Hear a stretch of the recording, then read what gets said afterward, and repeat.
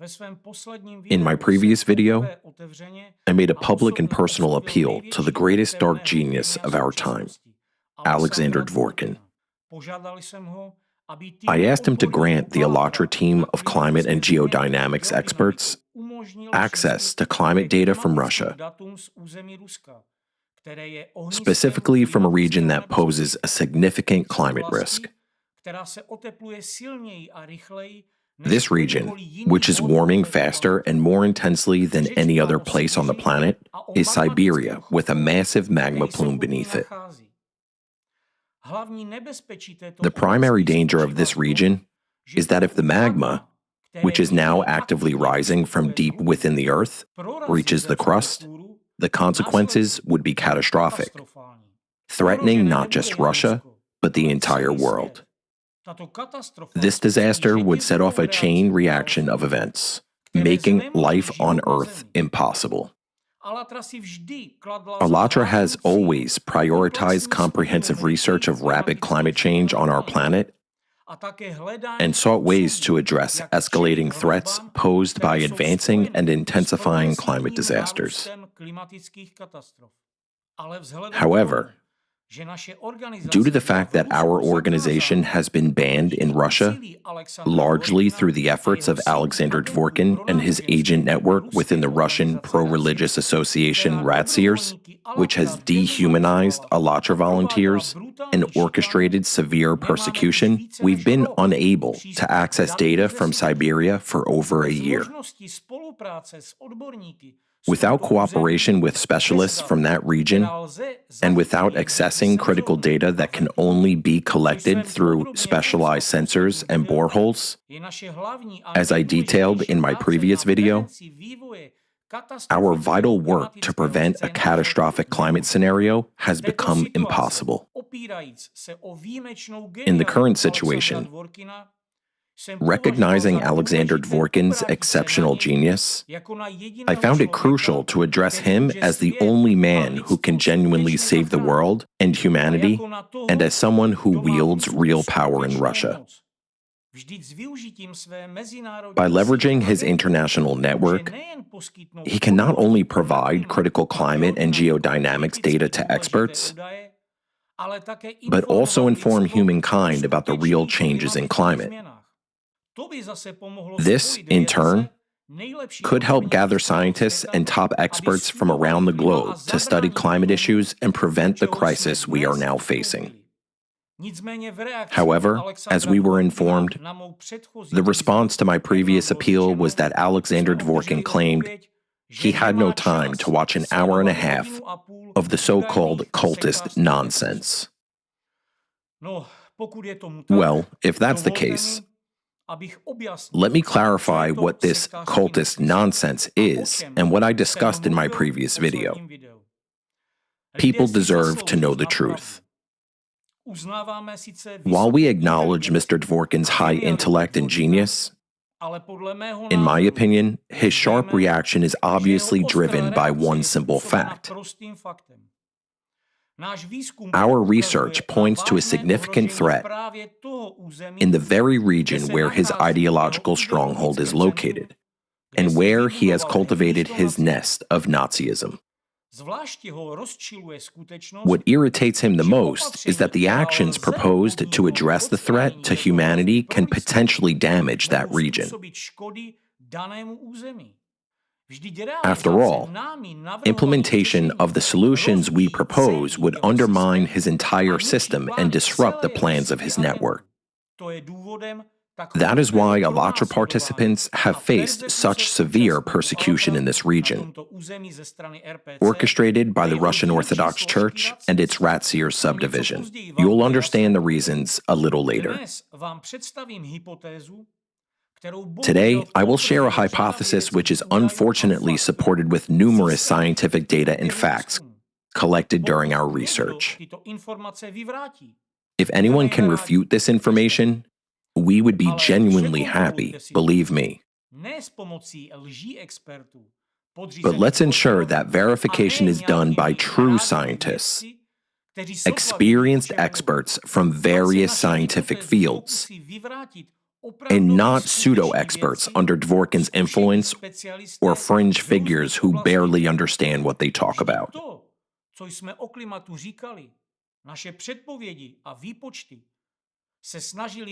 Since 2014, various people have attempted to discredit our climate research, forecasts, and calculations. They claimed that we were mistaken, that our models were flawed, and such changes wouldn't occur for another 50 to 100 years, if they occur at all. Yet, none of the criticism was scientifically substantiated. It was all baseless talk, unsupported with research or calculations. But as the saying goes, time is the best judge, and time has proven who is right. Now, even those skeptics admit their mistakes and acknowledge that we were actually right. I'm referring to information from our public reports, which present our mathematical models of the development of climate disasters based on data from leading scientific institutions, research bases, and climate monitoring stations. It is the same information we were invited to present at the UN climate conferences such as COP. It's the same report that Allatra's president presented at an audience with Pope Francis in the Vatican. And it's precisely for our work in protecting people and the environment that Allatra International Public Movement received the apostolic blessing from the Pope. However, let me highlight an important point. What I will share today is part of our climate report and mathematical model that has remained confidential until now. We have never publicly disclosed this information before, but it's more crucial than ever for people to know the truth. Although even what I'll present in this video is far from the full scope of what we know, we believe it's wrong to frighten people. So I will share only what we believe can already be revealed for public analysis at this time.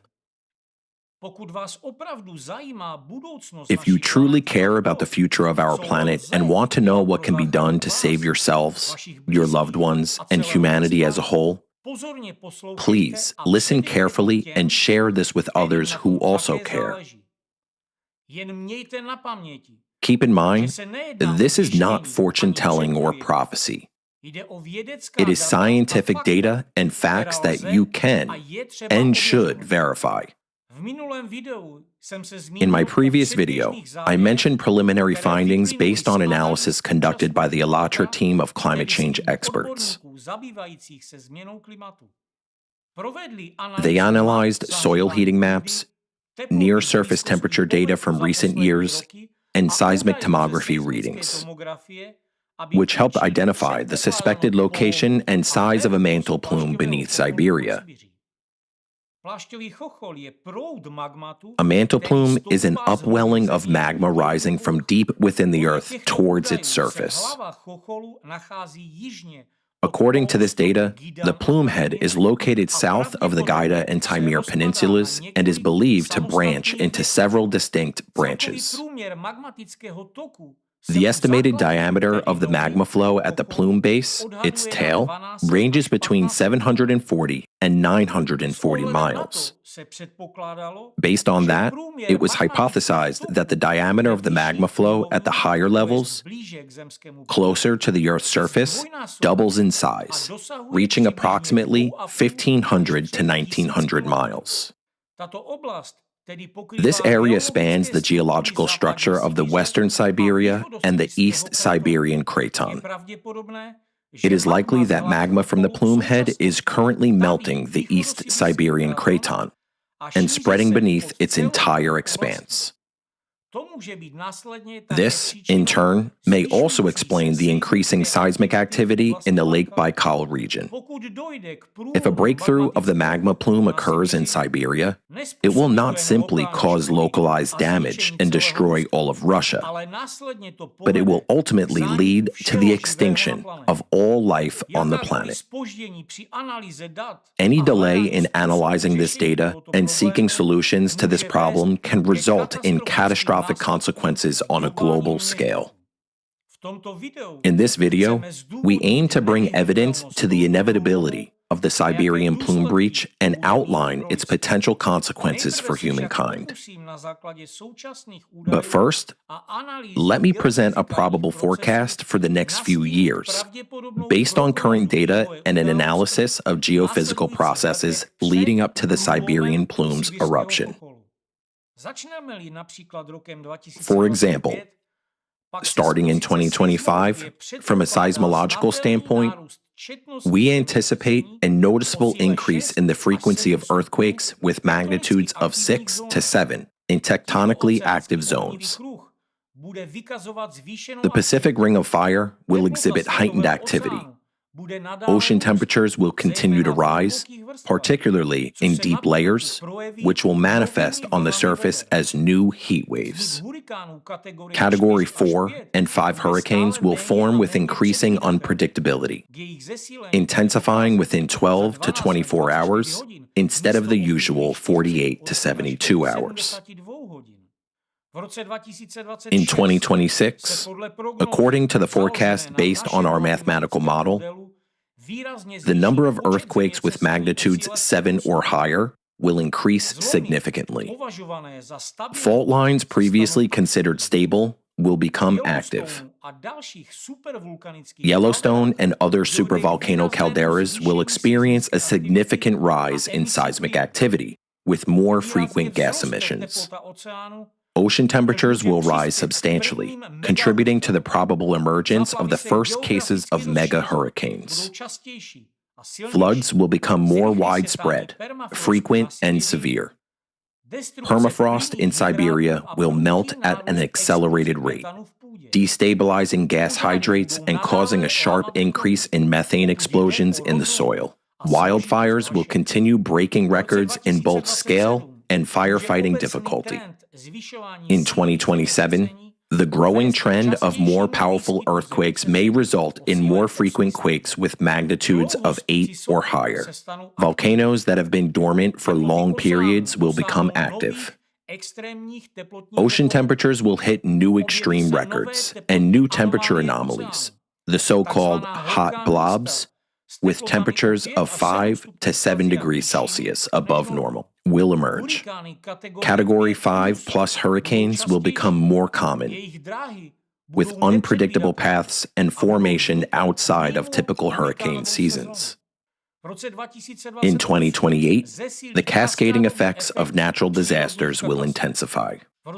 In 2029, the activity of supervolcanoes will increase, with calderas beginning to deform.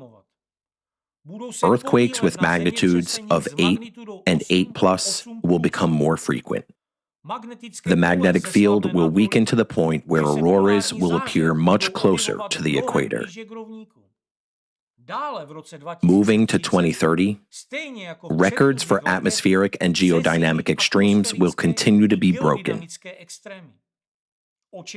Earthquakes with magnitudes of 9 and occasionally plus 9 are expected. By this year, conditions may arise for hypothetical Category 6 hurricanes, with possible wind speeds of 250 miles per hour. However, this is not the worst thing that may happen. According to our mathematical model, by 2031 and 2032, we will enter a period of global disasters. Continental plates will accelerate their movements. The ocean will begin releasing accumulated heat into the atmosphere, creating conditions for hyper-hurricanes.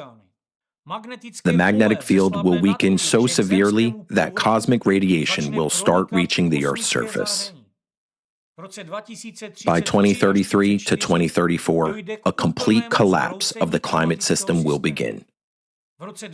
By 2035 to 2036, eruptions of supervolcanoes will turn day into night.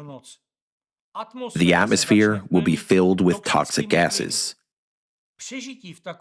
making survival nearly impossible due to synergistic effects of all disasters acting simultaneously and intensifying each other. The planet will enter a period of global restructuring of all geotectonic systems, comparable to the largest catastrophes in its geological history. This scenario is probable even without taking into the account the catastrophic intensification of the Siberian plume's activity, which can trigger a global disaster at any moment in the very near future. Let's take a closer look at what is happening with the mantle and why the eruptions of the Siberian plume are no longer a theory but a real threat. Over the past 30 years, geophysical anomalies have been steadily increasing. These phenomena result from an external cosmic influence that intensifies thermal energy in the Earth's core region. However, the current situation differs dramatically from the preceding decades. As of late 2024, the planet is entering a phase of maximum energy impact on its core. A critical factor exacerbating the situation is global pollution of the ocean caused by human activities, including hydrocarbons, microplastics, and especially nanoplastics. These substances have altered thermal conductivity of ocean water, significantly reducing its ability to perform its primary function, cooling the Earth's depths and dissipating heat. Previously, the ocean acted as a natural air conditioner, regulating the planet's temperature, but has now lost much of this capacity. Consequently, thermal energy is accumulating in the Earth's mantle, causing its rocks to melt at an accelerated rate. Geophysical studies reveal a sharp rise in the number of deep-focus earthquakes, which is a direct indication that the mantle is melting more actively than ever before. The molten magma expands in volume, exerting pressure on the Earth's crust. This process can be likened to the inflating of a balloon. The greater the inflation, the higher risk that its skin, in this case the Earth's crust, will eventually rupture. The Siberian region is particularly vulnerable to these processes due to its unique geological structure. A massive magmatic plume is rising in the region, an upwelling of molten mantle material that is literally burning through our lithosphere. Temperature anomalies in Siberia show that the volume of magma beneath the Siberian craton is increasing exponentially. Based on geological data and current observations, it can be stated with a high degree of confidence that the Siberian plume is in a critical phase and is ready to activate. What is particularly concerning is that this critical situation is not isolated to the Siberian plume. The Mariana Trench, being the deepest point of the ocean floor where the crust is the thinnest and most fragile, is also experiencing a rise in molten magma and corresponding increase in seismic activity. This creates a genuine risk of an ocean floor rupture and a scenario of planetary destruction. Two potential scenarios can lead to a fatal outcome. The first is an eruption of the Siberian plume, which can happen at any moment due to the mounting pressure of the magma. The second is a rupture in the Mariana Trench, which can precede the Siberian disaster. The Siberian plume will not erupt only in the case that the Mariana Trench bursts first. Mars's geological history offers a glimpse into the possible outcomes of such a scenario. The massive tectonic crack in the Mariner Valley stands as silent evidence of a similar catastrophe, when a plume eruption beneath the ocean led to a global consequence for the entire planet.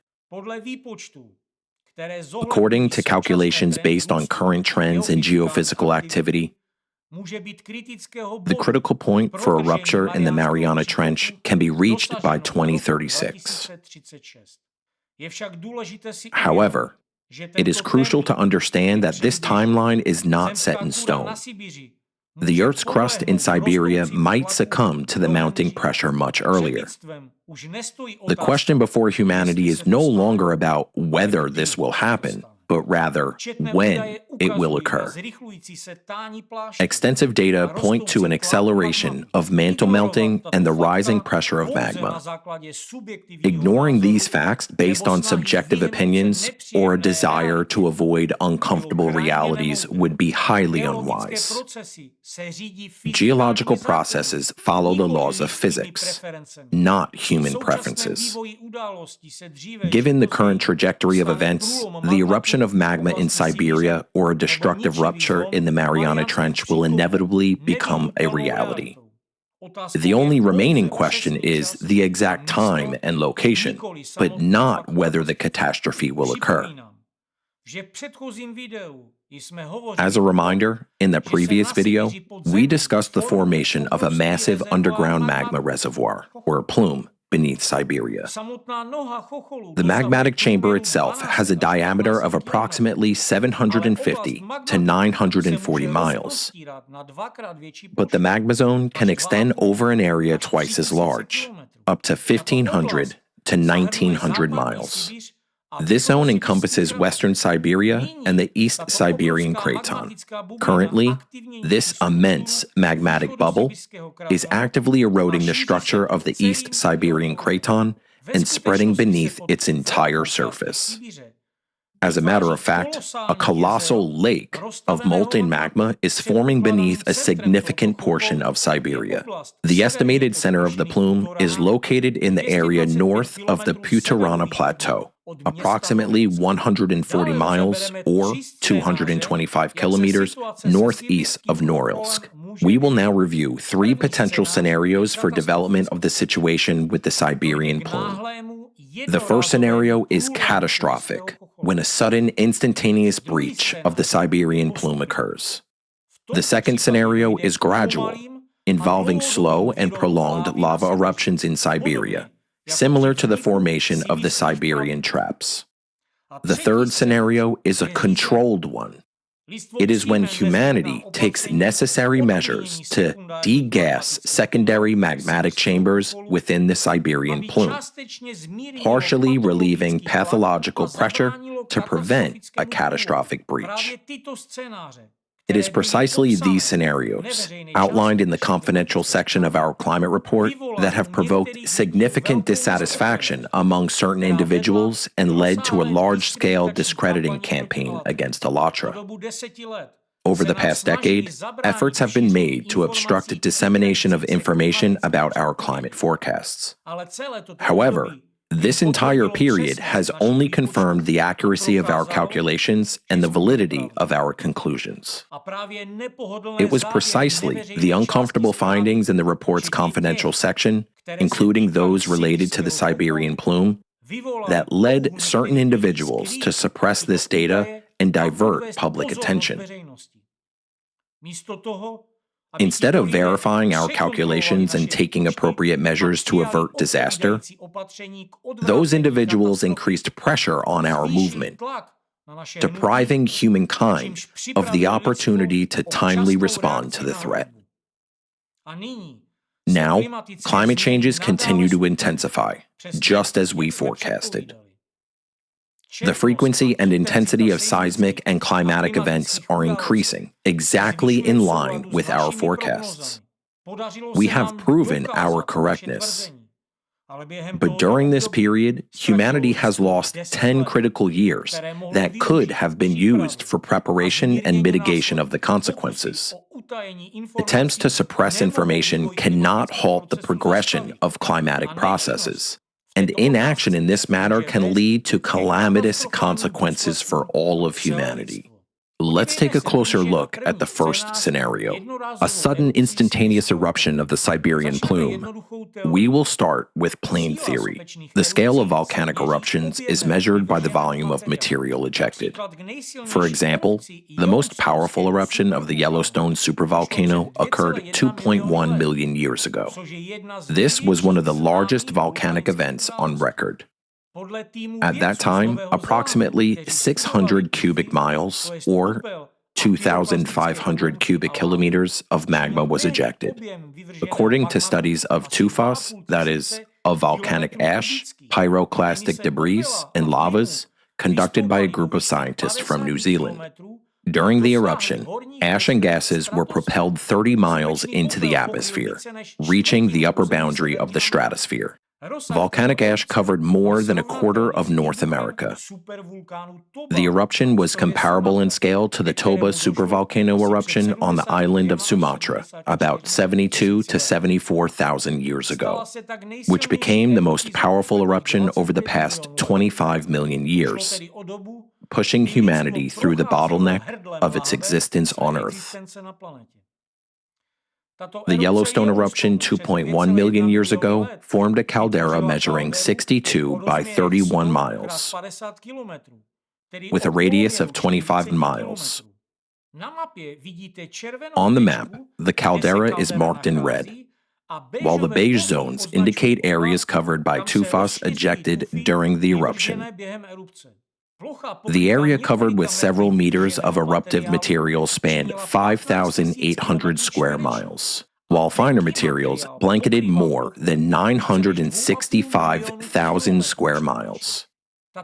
The eruption covered more than a quarter of North America with ash. During the eruptions of the Siberian traps 250 million years ago, the volume of ejected material ranged from 720 to 960,000 cubic miles of lava and tufas. This means the Siberian traps eruption was 1,000 times bigger in terms of ejected material than the most powerful eruptions of Yellowstone or the Toba supervolcano. If the Siberian plume erupts, it would be equivalent to 1,000 of the most powerful Yellowstone or Toba eruptions occurring simultaneously. Under the first and most catastrophic scenario, a sudden instantaneous explosive breach of the Siberian plume would create a single caldera. While there may be additional ruptures along fractures, the eruption would have a distinct epicenter. The caldera from Yellowstone's most powerful eruption spanned an area of approximately 1,930 square miles, measuring 62 by 31 miles. According to our hypothesis, the caldera resulting from the Siberian plume eruption is expected to cover an area of about 29,000 square miles, with a radius of 93 miles or dimensions of about 235 by 155 miles. During Yellowstone's most powerful eruption, pyroclastic flows covered an area of about 5,800 square miles, which is approximately a 43-mile radius. In contrast, during the eruptions of the Siberian traps 250 million years ago, the area covered by lava, according to literary sources, ranged from 1.5 to 2.7 million square miles. Assuming the maximum extent of 2.7 million square miles, the radius would be approximately 930 miles. A similar volume of molten material could be expected during the future Siberian plume eruption. For calculations, our specialists used the 2.7 million square miles figure for their calculations. Many believe that lava flows pose the greatest threat among volcanic phenomena. But in reality, ash often becomes the primary cause of fatal consequences. In supervolcanoes, which are characterized by high explosivity, A significant portion of the magma does not have time to transform into lava. Instead, it fragments during the explosion, creating vast quantities of fine volcanic ash, superheated shards of jagged, sharp rock particles that are dispersed into the atmosphere. Therefore, it is expected that in an event of the massive explosion eruption of the Siberian plume, in addition to lava, scorching ash will also be carried over vast distances, annihilating all life in its path. In this case, inhaled ash would form a cement-like mixture in the lungs, leading to inevitable death. Scientists estimate that during Yellowstone's most powerful eruption, the greatest danger of death from scorching ash was within a 250-mile radius of the explosion. For a Siberian plume eruption, this radius is projected to extend to about 5,590 miles, covering an area of approximately 98.5 million square miles.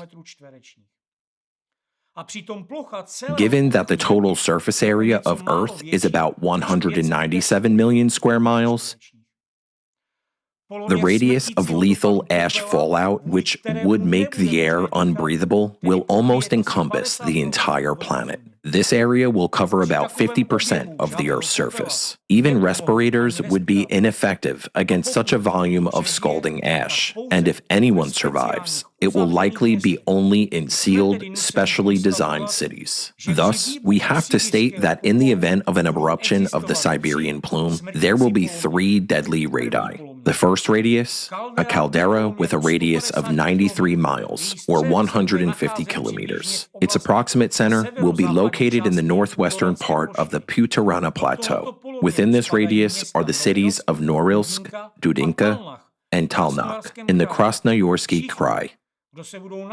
Everyone within this radius will perish instantly in the first seconds of the Siberian plume explosion. The second radius, the spread of lava and the ejection of heavy pyroclastic fractions, reaching approximately 950 miles, or 1,500 kilometers. This area includes a large part of northern Siberia, encompassing territories such as the Yamalo-Nenets Autonomous Okrug, the Taimyr Peninsula, parts of Khanty-Mansi Autonomous Okrug, the northern Krasnoyarsky Krai, the western part of Yakutia, and the northeastern European part of Russia. Major cities within this radius include Igarka, Novy Urengoy, Nadim, Salakard, Vorkuta, Naryan Mar, Mirny, Kogalim, Lesosibirsk, Surgut, Krasnoyarsk, Khanty-Mansiysk, Tomsk, and Nizhnevartovsk. Within this radius, lava and pyroclastic flows will incinerate all living beings and bury the territory, cities, and natural resources within the first few hours of eruption. A mixture of hot gases, ash, and lava is expected to move at speeds of up to 450 miles per hour. Look at the map. Everything within the orange circle will be consumed by scorching lava and pyroclastics in the first hour and a half after the plume explosion. The third radius, the ejection of fine pyroclastic material and deadly ash approximately to 5,600 miles or 9,000 kilometers. The radius encompasses half of the Earth's surface, accounting for 50% of its area. Populations of Russia, Asia, Europe, the Arabian Peninsula, North Africa, and North America will be the first to perish from the ash fallout in initial days following the eruption. However, within a week, the deadly ash cloud will reach Australia, South America, and even Antarctica. While respirators might provide a temporary solution, this doesn't take into account additional critical factors that must also be considered. These additional factors include the shock wave, secondary magnitude 10 earthquakes, tsunamis, and the activation of supervolcanoes worldwide. An explosion of the magnitude produced by the Siberian plume will inevitably trigger a chain reaction, secondary earthquakes, and eruptions across volcanic systems. This conclusion is based on the following mathematical calculations. The potential explosion of Yellowstone is estimated to release nearly 900,000 megatons of energy, according to Science Focus, which would cause an earthquake with a magnitude of approximately 11.2. Since the Richter scale is logarithmic, each increase in magnitude corresponds to roughly 32 times more energy. Therefore, given that the Siberian plume's explosion is expected to be 1,000 times more powerful than 900,000 megatons of TNT, it would trigger an earthquake with a magnitude of approximately 13.2. This is over 350,000 times more powerful than the strongest earthquake ever recorded, the 1960 Great Chilean Earthquake, which had a magnitude of 9.5. A magnitude 13.2 event would be comparable to the impact of a quite massive asteroid striking Earth.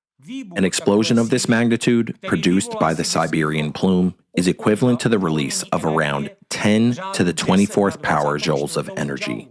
It would create an enormous shockwave with global-scale destructive effects. The pressure at the explosion's epicenter would be so immense that it would cause instant vaporization of rock and propel it into the stratosphere. In close proximity to the epicenter, everything would be annihilated immediately. The shockwave would propagate both through the earth and through the air.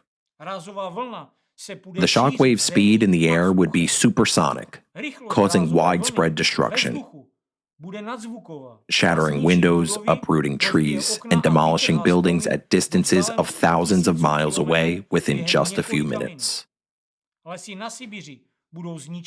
Siberian forests would be decimated as the effect would be similar to the Tunguska event, but millions of times more powerful. Additionally, the Siberian plume explosion would ignite firestorms that would ravage vast stretches of taiga. Tree canopies, other vegetation, and soil would be annihilated, leaving behind a scorched wasteland. The volcanic ash fallout would bury enormous Russian territories under layers of volcanic sediment several feet thick. Extreme heat would melt permafrost across the radius of several thousands of miles within a day, dramatically altering landscapes and triggering a cascading release of greenhouse gases. The shockwave would also trigger massive landscape collapses, the activation of fault lines, and potentially even the displacement of entire tectonic blocks. The most powerful seismic waves would spread across the planet, triggering secondary earthquakes exceeding magnitude 10. In the oceans, the shockwave would generate massive tsunami waves, hundreds of feet high, inundating coastal areas. Those tsunamis would strike the Arctic Ocean, spreading towards Russia's Arctic islands, Canadian coastlines, Greenland, and Norway. Secondary magnitude 10 earthquakes would cause a series of deadly tsunamis in Indonesia, Japan, Australia, and along the western coasts of North and South America. A massive release of dust and ash into the atmosphere would create a powerful blast wave that would circle the planet several times, creating chaotic atmosphere vortices, thus generating mega hurricanes and storms. The shockwave would travel not only through the atmosphere and Earth's crust, but also deep into the mantle. Given that all supervolcanoes are connected into a single magmatic system via the molten mantle, seismic waves from an explosion as powerful as the Siberian plumes would undoubtedly trigger an immediate detonation of other supervolcanoes in a cascading chain reaction on the first day. This would likely provoke eruptions of numerous volcanoes worldwide, regardless of their type or current state of activity.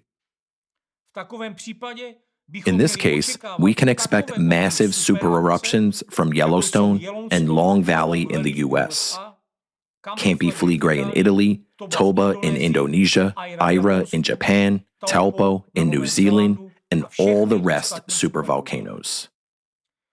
Aside from supervolcano eruptions, numerous other volcanoes located along the Pacific Ring of Fire and other seismically active zones may also begin to erupt. Like candidates include Mount Fuji in Japan, Krakatoa and Merapi in Indonesia, Vesuvius and Etna in Italy, Popocatépetl in Mexico, the volcanic fields in Kamchatka, volcanoes in the Andes and Alaska, and subglacial volcanoes in West Antarctica. Even dormant volcanoes are expected to awaken, such as Mount Ararat in Turkey, Mount Elbrus in the Caucasus, Lhasa in Germany, Kilimanjaro and Nyiragongo in Africa, and dormant volcanoes on the Arabian Peninsula. It is also noteworthy that the devastating release of volcanic ash and sulfur dioxide will cause all rain to be acidic. For calculations, let's consider the Yellowstone eruption 630,000 years ago, which wasn't its most powerful. It is known that sulfur emissions from that eruption amounted to 500 megatons of sulfur dioxide. Yellowstone's largest eruption, 2.1 million years ago, was several times more powerful. Therefore, for scaling, let's multiply this figure by 3 and then by 1,000 to estimate sulfur dioxide emissions from the Siberian plume eruption, excluding contributions from other volcanoes. The projected volume of sulfur dioxide emissions will amount to approximately 1.5 million megatons, or 1.5 times 10 to the 12th power tons, which is about 1 million times greater than emissions from major volcanic eruptions like the Tombara eruption in 1815, the year without a summer, during which 100 million tons of sulfur dioxide were released. With massive emissions from the Siberian plume, sulfur compounds would linger in the atmosphere for several decades, gradually precipitating as acid rain until aerosols completely settle out of the stratosphere. Calculations suggest that the primary peak of acid rain would last between 3 and 10 years, depending on climatic circulation patterns and the distribution of substances. Regions of Russia closest to the epicenter of the sulfur dioxide release, surrounded by dense acidic clouds, may experience rainfall with a pH below 1.5, equivalent to diluted sulfuric acid that devastates vegetation. Many water bodies would turn into acidic lakes with a pH of approximately 2 to 3, rendering them uninhabitable for fish, aquatic plants, and microorganisms. The rapid acidification of soils would leach vital minerals necessary for plant life. On a global scale, vegetation would be destroyed as high acidity damages leaves, roots, and branches. Water systems, including those supplying drinking water, would become unusable without extreme filtration measures. Acid rain would also corrode infrastructure. Buildings made of cement, marble, and metals would degrade rapidly due to acidic precipitation, as sulfate compounds accelerate corrosion. However, it should be noted that concentrated acid rains would globally affect humanity only during the first few post-eruption months. Over time, these rains would become limited to specific regions. As volcanic winters set in, the majority of precipitation would shift to snow. Nevertheless, before global cooling fully takes hold, acid precipitation would have already annihilated large swaths of flora and fauna. Combined effects of the Siberian plume explosion, along with simultaneously triggered eruptions of numerous volcanoes, would be disastrous. Massive emissions of ash, gases, especially sulfuric oxide, and aerosols into the atmosphere would lead to profound changes in Earth's atmosphere and hydrosphere. The explosion would eject an immense amount of volcanic ash, gases, and aerosols, effectively blocking sunlight for decades. The Earth's surface would plunge into near-total darkness during this time. A glow from lava flows and fires would barely illuminate the dense ash-filled skies. Since enormous quantities of volcanic ash and sulfate aerosols in the stratosphere would reflect a portion of sunlight, the Earth's energy balance would be disrupted. Less heat would be reaching the surface. This would lead to rapid atmospheric cooling, plunging the planet into an extreme cooling period spanning for decades, a phenomenon that could be described as a hypervolcanic winter. The planet would become an ice ball, with most of the Earth's surface, except for some equatorial regions, becoming too cold to sustain life. Historical data can help estimate the extent of cooling. For instance, during Yellowstone, the most powerful eruption 2.1 million years ago, global temperatures dropped by an average of 3 to 5 degrees Celsius. Scaling the emissions of aerosols and volcanic ash to the magnitude of the Siberian plume explosion suggests the following. Global temperatures are projected to drop by approximately 37 degrees Celsius. In polar regions, temperatures can fall by 50 degrees Celsius or more,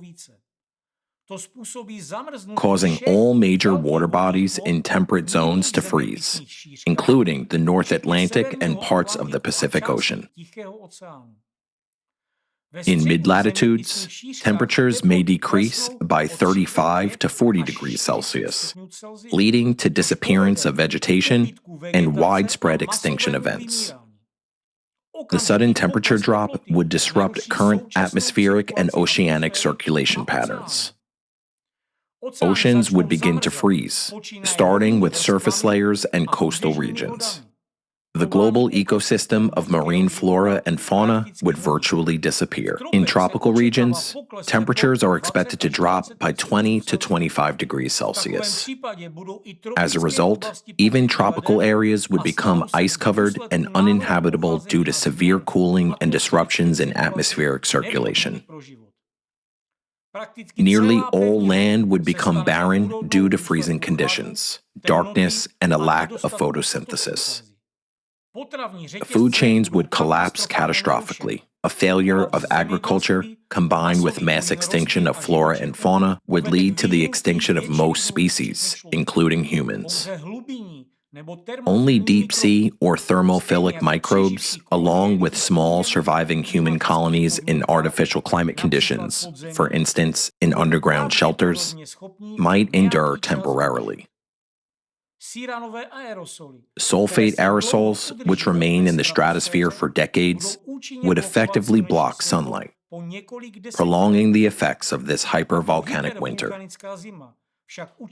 However, Earth would remain uninhabitable for far longer. Even after the ash settles, it would take hundreds or even thousands of years for the planet to restore its natural balance due to the widespread freezing of oceans, glaciers, and the resulting global environmental disaster. In the catastrophic scenario of the Siberian plume eruption, despite the distance of approximately 1,550 miles between Moscow and the epicenter, the Russian capital would still face severe impacts. Moscow could be affected by several key factors: seismic activity, ashfall, atmospheric changes, climatic disruptions, and collapse of ecosystems. Since the eruption is to cause an ultra-powerful earthquake of magnitude 13.2, the shockwave at supersonic speed would reach Moscow within minutes. Although the epicenter is far away, Moscow can still experience moderate tremors up to magnitude 7 due to energy transfer through the lithosphere. Those tremors would cause widespread destruction to buildings, infrastructure, and utilities, as well as incite mass panic among the population. Wind would rapidly carry volcanic ash in all directions. Within 1 or 2 days of the eruption, Moscow would experience heavy ashfall. The ash, consisting of fine solid particles, would pose severe respiratory hazards, causing asphyxiation and damaging lungs and mucous membranes.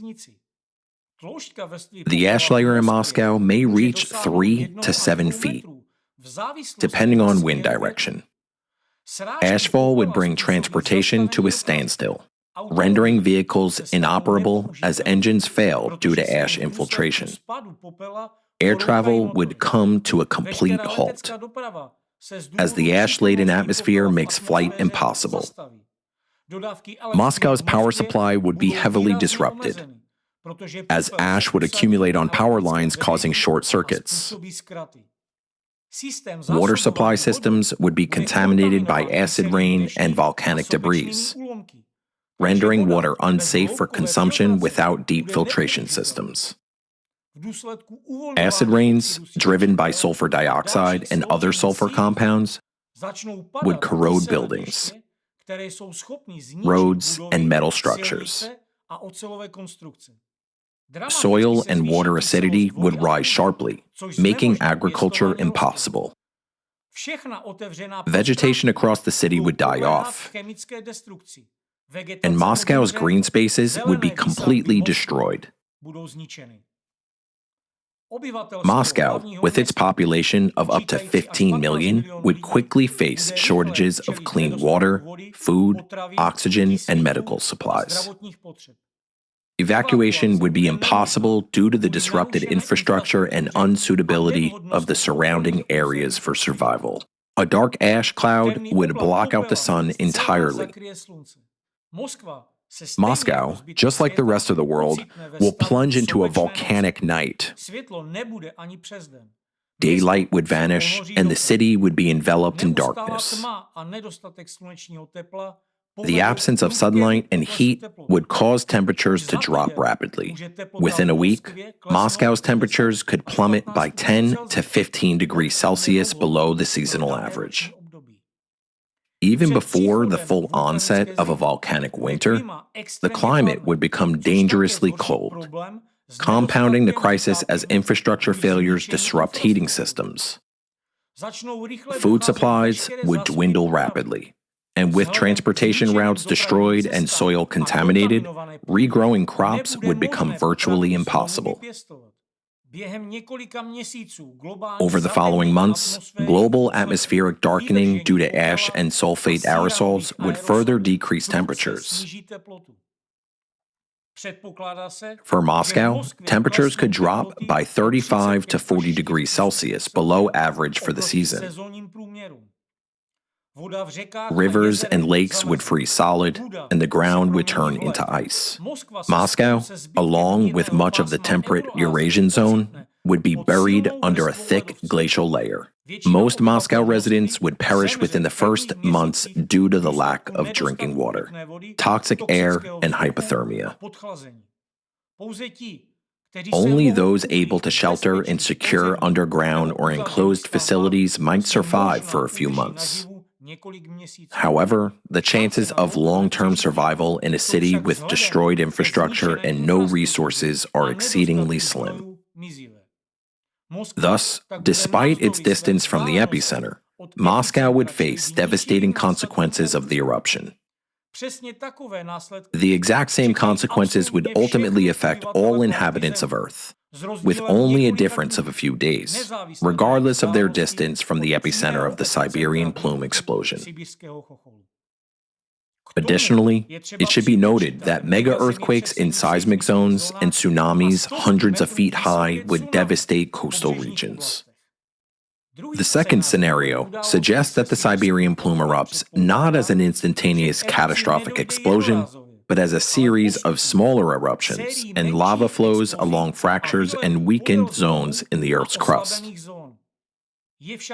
However, it must be noted that the probability of a gradual eruption scenario is lower than that of the first one, with an instantaneous massive explosion because magma pressure beneath the East Siberian platform is constantly increasing, and excess heat in the mantle keeps accumulating. We are entering a 24,000-year cycle during which the external cosmic influence intensifies heat generation in the Earth's interior, just as it happens on other planets in our solar system. At the same time, the ocean, as the planet's primary cooling system, no longer dissipates heat. Consequently, heat is increasing exponentially within the Earth's interior and is melting mantle material. This molten magma is exerting pressure from within, and magma flows beneath Siberia are eroding the crust at an alarming rate. It's akin to a bottle of champagne that has been shaken and heated. Sooner or later, the cork is bound to pop. Let us consider the potential consequences if humanity were lucky enough to witness the gradual eruption of the Siberian plume. The closest equivalent is the eruption of the Siberian traps 250 million years ago. Approximately 250 million years ago, at the end of the Permian period, one of the Earth's most extensive magmatic events occurred. This event marked the formation of the Siberian traps, vast areas of solidified basaltic lava on the territory of present-day Siberia. According to some researchers, those eruptions lasted for millions of years. Eruptions of the Siberian traps were accompanied by the massive emissions of lava, ash, carbon dioxide, methane, and sulfurous gases. A release of greenhouse gases caused significant climate warming, making conditions extremely hot. At times, this activity was accompanied by the release of sulfur compounds, which formed aerosols in the atmosphere, leading to short-term cooling. Those dramatic climatic swings coincided with one of the largest mass extinction events in Earth's history, the Permian Triassic extinction event. During that crisis, about 90% of marine species and 70% of terrestrial species went extinct. Ecosystem destruction was widespread. Coral reefs perished, forests burned, and food chains collapsed. The oceans experienced significant changes. Increased carbon dioxide concentration in the atmosphere led to ocean acidification, adversely affecting calcium-dependent organisms. As conditions deteriorated, oxygen levels in the oceans dropped, creating vast, anoxic areas where life became nearly impossible. Additionally, the terrestrial environment was affected by volcanic dust and ash that blocked sunlight, disrupting photosynthesis in plants. Massive forest burnout exacerbated the crisis by depriving animals of shelter and food. According to research, the period of eruptions was triggered by the rise of a mantle plume, a massive stream of magma ascending from the depths of the Earth's mantle to the crust in the region of the Putorana Plateau. A recurrence of this kind of scenario would result in the formation of vast lava plateaus, the largest on the planet, obliterating all life within a radius of thousands of miles in Siberia and beyond. If you think that events like the eruptions of Siberian traps were a one-time occurrence in Earth's history and could never happen again, take a look at the geological map. Disasters of this magnitude have happened repeatedly. Massive basaltic outpourings occurred frequently in Earth's history, causing large-scale extinctions every time. The event 250 million years ago was one of the largest extinction events, and it began with a plume beneath Siberia. While Earth itself would endure such an event again, humanity and most living organisms would not. As evidenced by what was happening in previous epochs, magma would seep through Earth's crust like curds through cheesecloth, overheating the surface and forming numerous intercrustal intrusions. The ground would quite literally burn and melt beneath one's feet. Take a look at this picture. This map illustrates the distribution of effusive rocks in Siberia. Lava, marked in purple, and magma that solidified within the crust before reaching the surface, green color. Notice how the green areas show lava burning through the crust, creating cracks and seeping through them. Imagine the immense pressure of magma required to literally dissolve the crust in this way. A similar mechanism may take place again this time.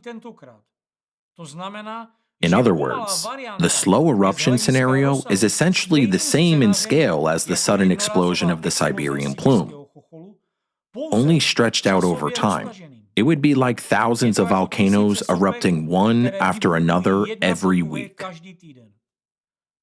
Additionally, there would be vast fields of suddenly opening fissures with basaltic lava flows covering all of western Siberia, while volcanic eruptions of the Yellowstone scale would occur in eastern Siberia. On the map below, purple areas indicate lava flows.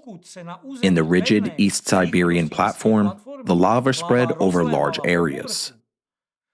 While in western Siberia, the thinner, younger, and more heterogeneous crust cracked, causing eruptions along elongated rifts.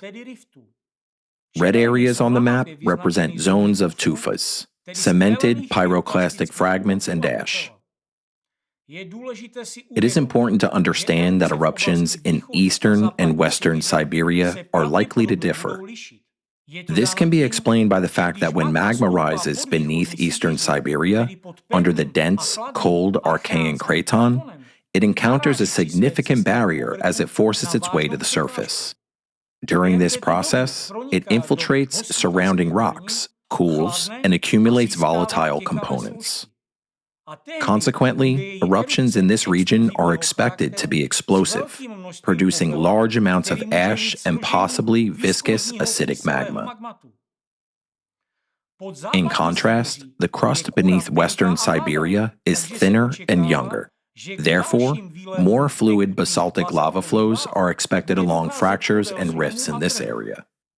It is estimated that lava flows and tufts, with thicknesses reaching hundreds of feet, could cover an area of 2.7 million square miles, 7 million square kilometers, across western and eastern Siberia, a region roughly the size of modern-day Australia.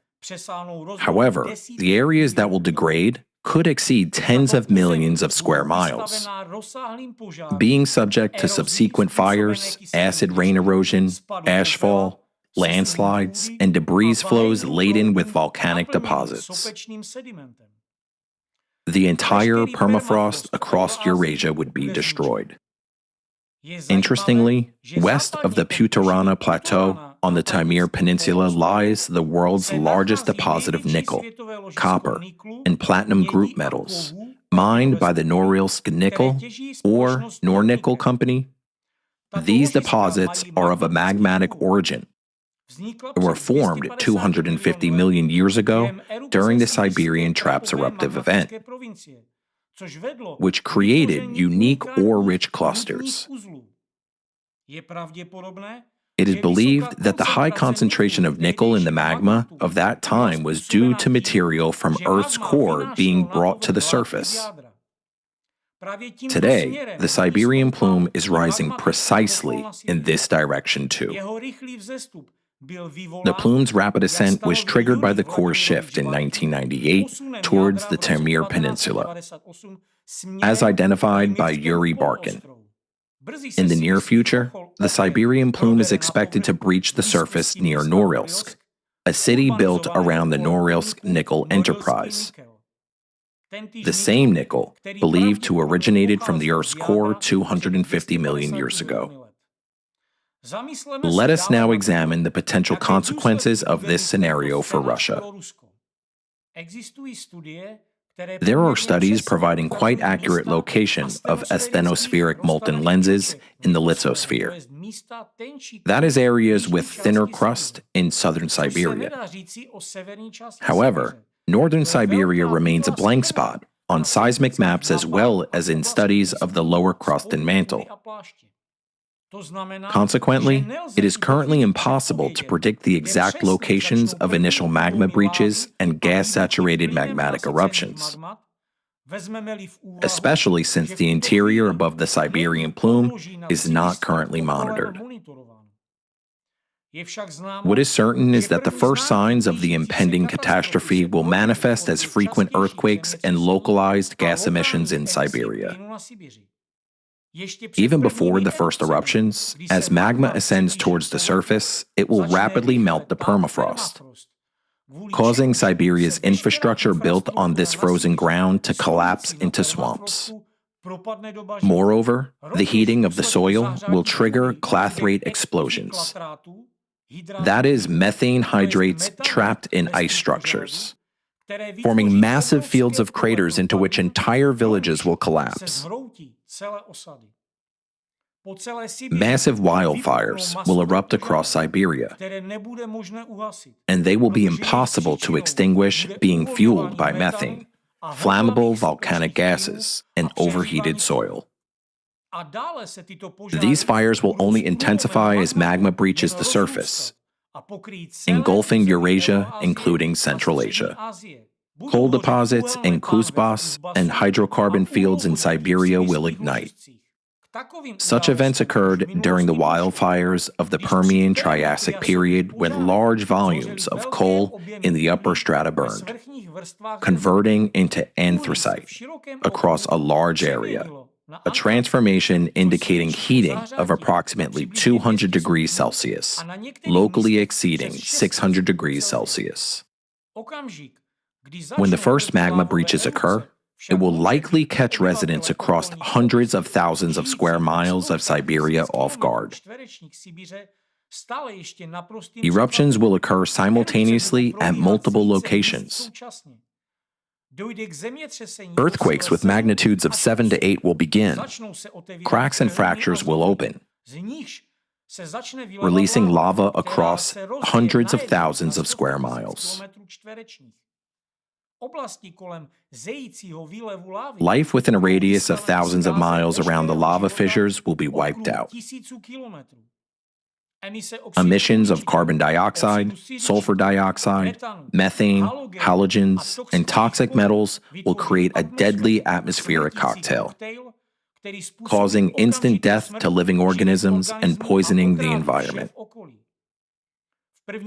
Within the first days, several million Siberian residents will perish due to lava flows, pyroclastic material, and toxic gas emissions. Volcanic ash will spread rapidly through the atmosphere, suffocating people.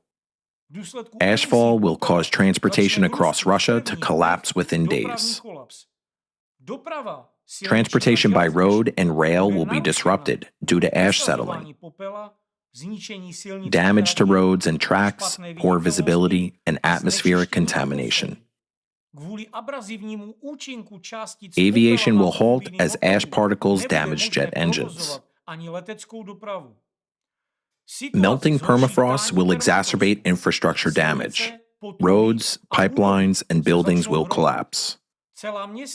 Entire cities will become isolated, experiencing shortages of electricity, water, and food.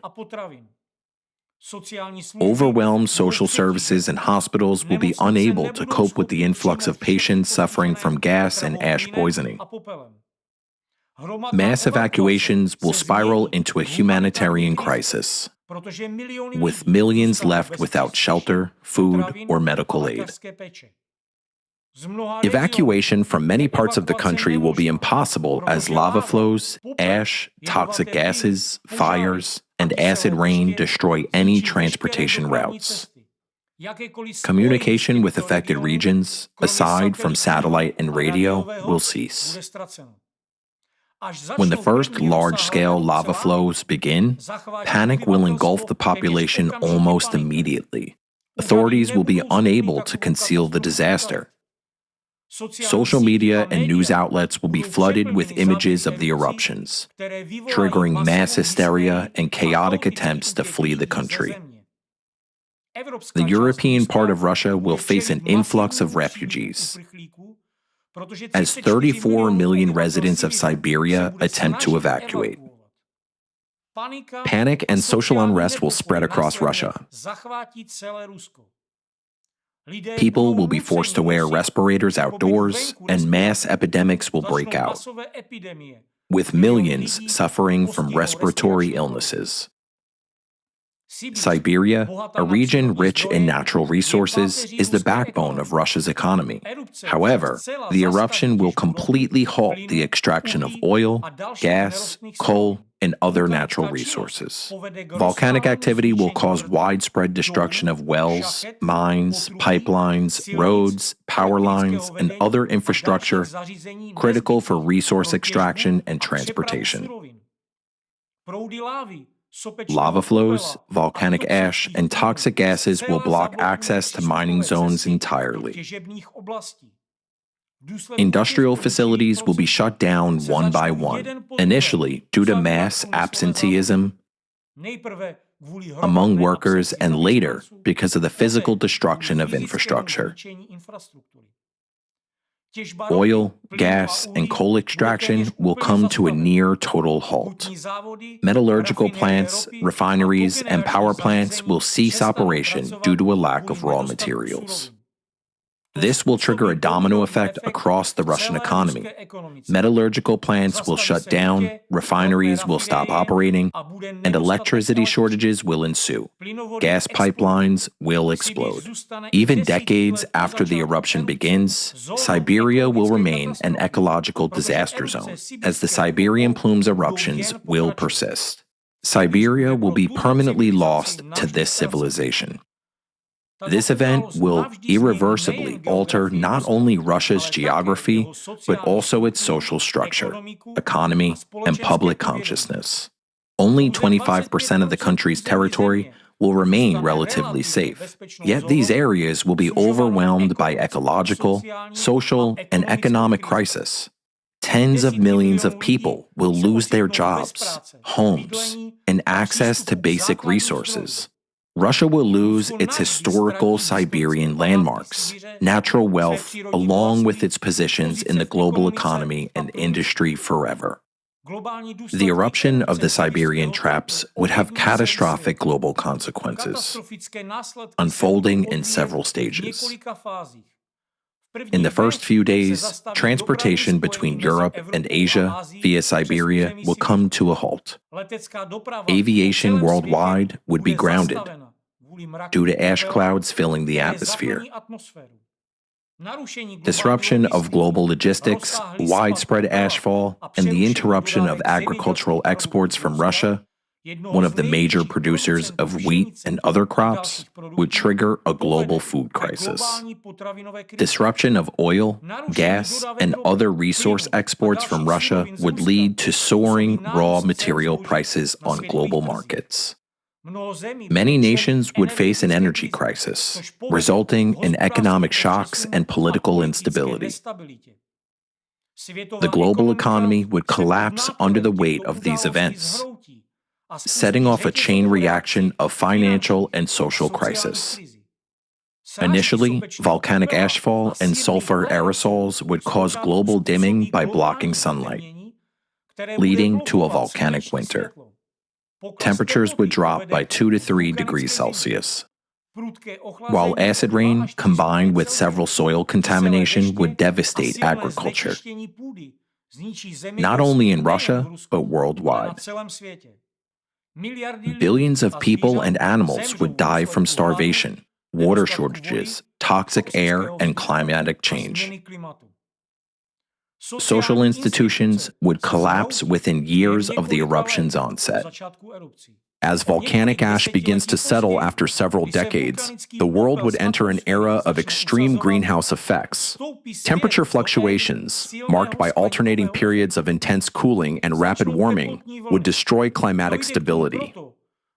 This would occur because the magma, while melting permafrost and interacting with hydrocarbon-rich rocks, would decompose them, releasing massive amounts of greenhouse gases, such as methane and carbon dioxide, along with toxic compounds like sulfur dioxide and chlorine. Volcanic CO2 and other greenhouse gases would raise global temperatures, creating an extreme greenhouse effect.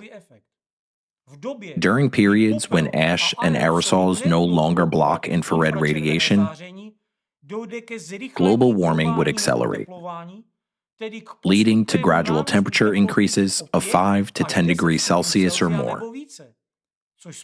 This would make the climate unbearably hot and unstable.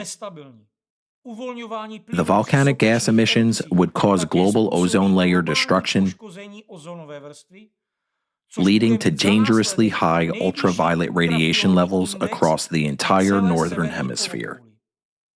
Despite its distance from Siberia, Europe would be significantly affected by the Siberian plume eruptions.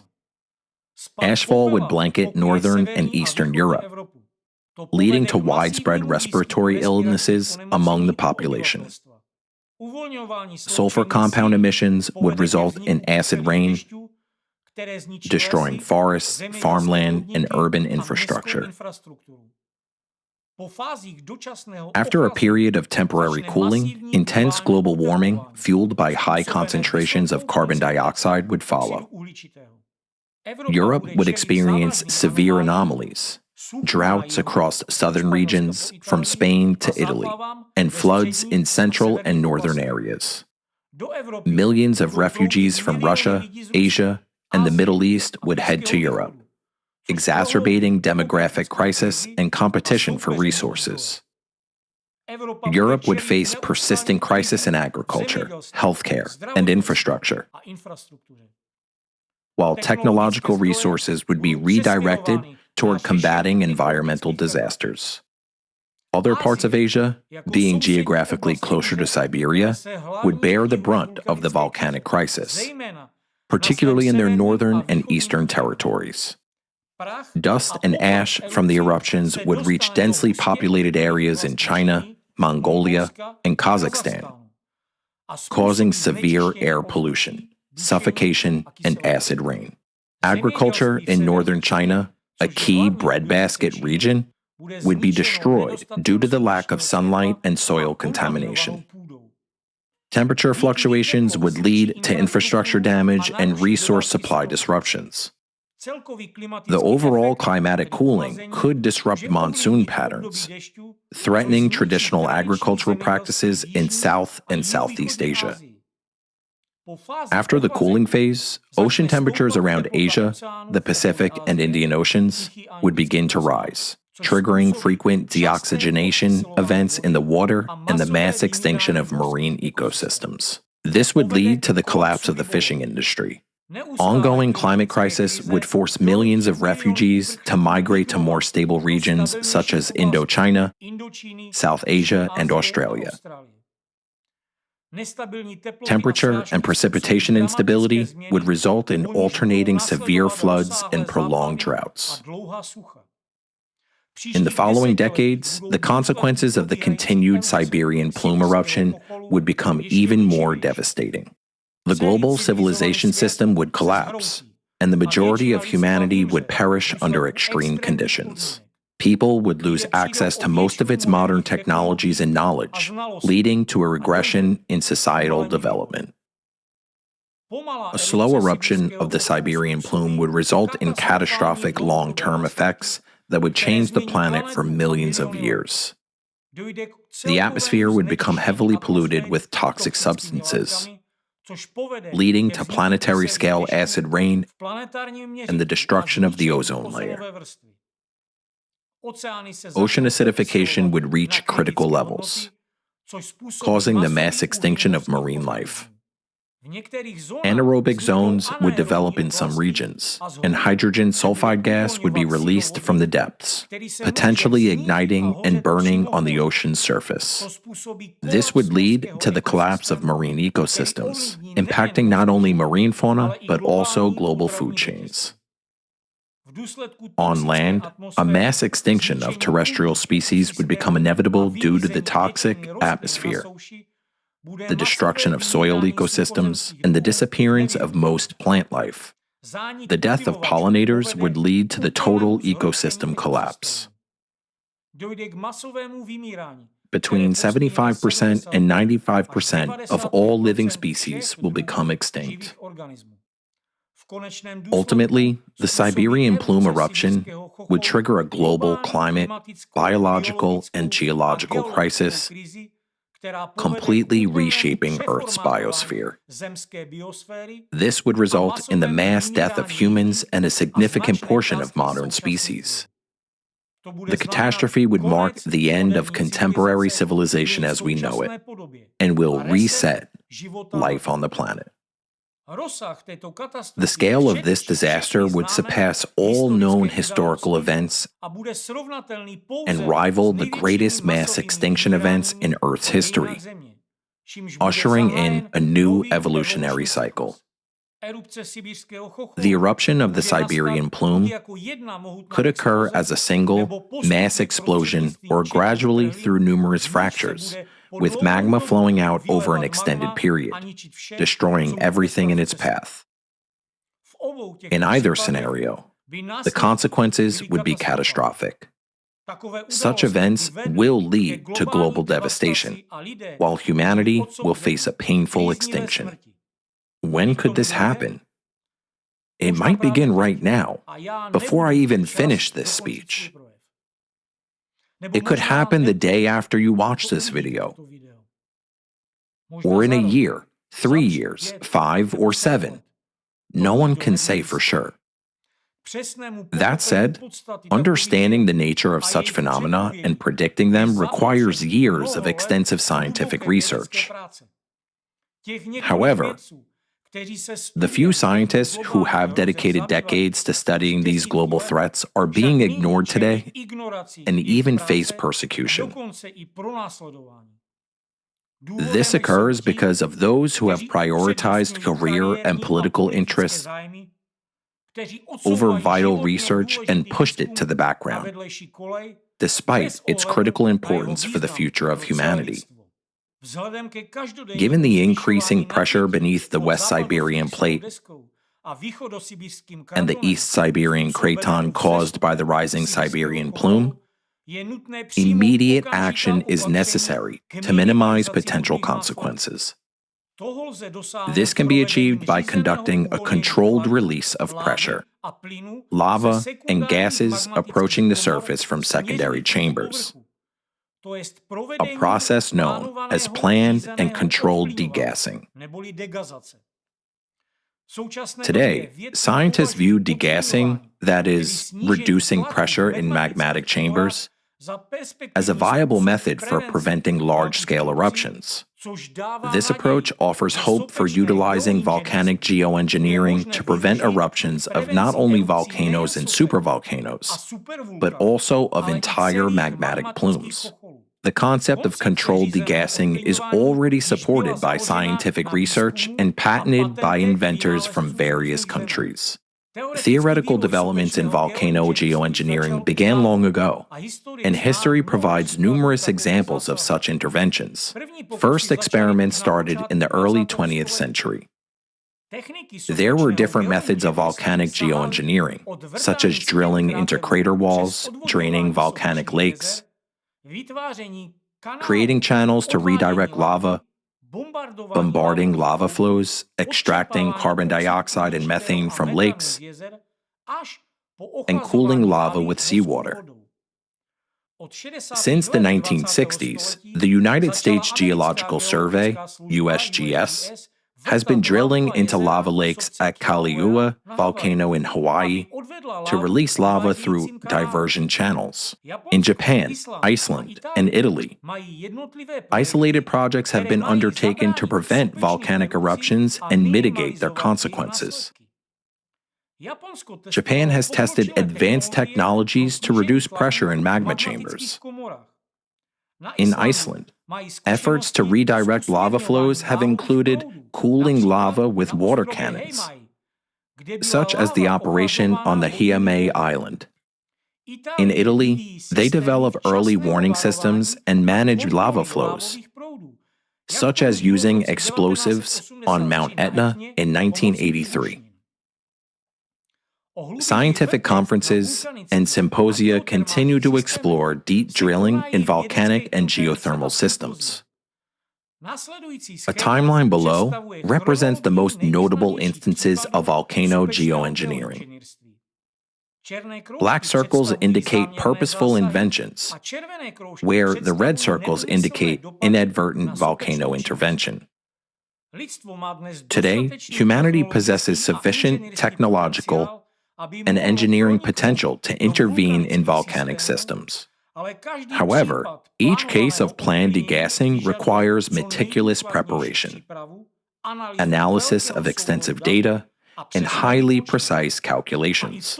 Even with these measures, risks remain. There are also patented methods for planned degassing and reducing the risks of volcanic and supervolcanic eruptions. For example, the technology, patented by 2 Russian experts, involves preventing uncontrolled, cascading volcanic eruptions by using angled drilling of wells to regulate pressure within magma chambers. Another technology was developed by an American inventor. It outlines methods for evacuating magma from volcanic magmatic chambers, such as the chamber of the Yellowstone supervolcano, to prevent potential catastrophic eruptions.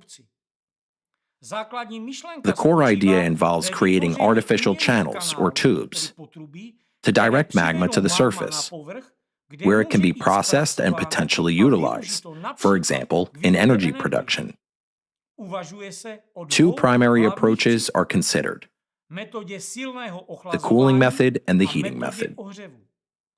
The Japanese project, Unzen Scientific Drilling Project, or USDP, was a 6-year initiative launched in April 1999.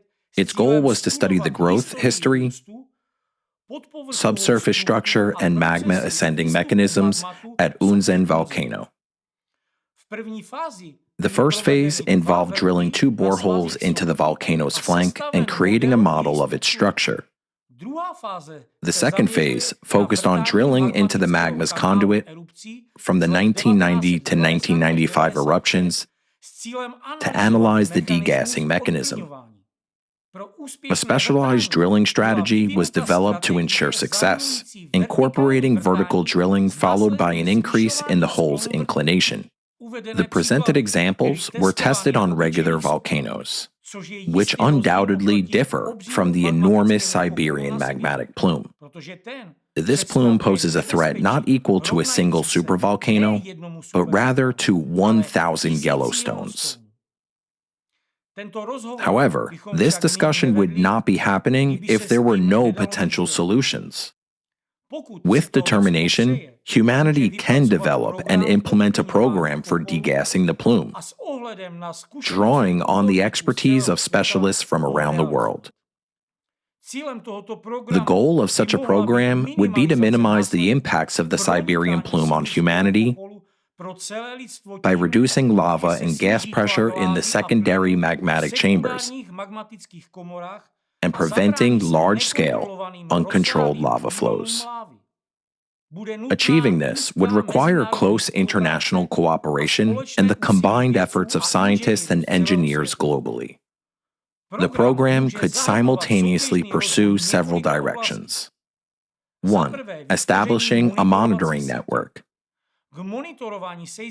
It is necessary to establish a network of high-sensitivity sensors and satellite monitoring over seismic and thermal activity in this region. This will allow timely detection of secondary magmatic chamber intrusion zones. Conducting detailed mapping of secondary magmatic chambers using seismic exploration methods will be required. It will be vital to preliminary estimate the pressure and the volume of magma within each secondary chamber. Next, it will be necessary to drill research and monitoring holes and install pressure, temperature, and seismic activity sensors in anomalous zones. 2. Developing controlled degassing and magmatic channel blockage technologies. it will be necessary to develop a plan for drilling inclined deep boreholes up to 5 miles or 8 kilometers in depth in safe zones. Detailed trajectory calculations will be required to ensure the boreholes accurately reach secondary magmatic chambers. Drilling technologies resistant to high temperatures and pressure must be utilized. This includes using heat-resistant materials to reinforce borehole walls and establishing a monitoring system to track pressure and temperature within the boreholes for safety and effectiveness. A process for diverting gases and lava must be carefully planned, involving step-by-step pressure management within secondary magmatic chambers through a system of boreholes. This requires controlling the degassing rate to prevent sudden pressure changes and utilizing compressor systems to regulate gas pressure. Filtration and cooling systems will be necessary to prevent the release of toxic substances into the atmosphere.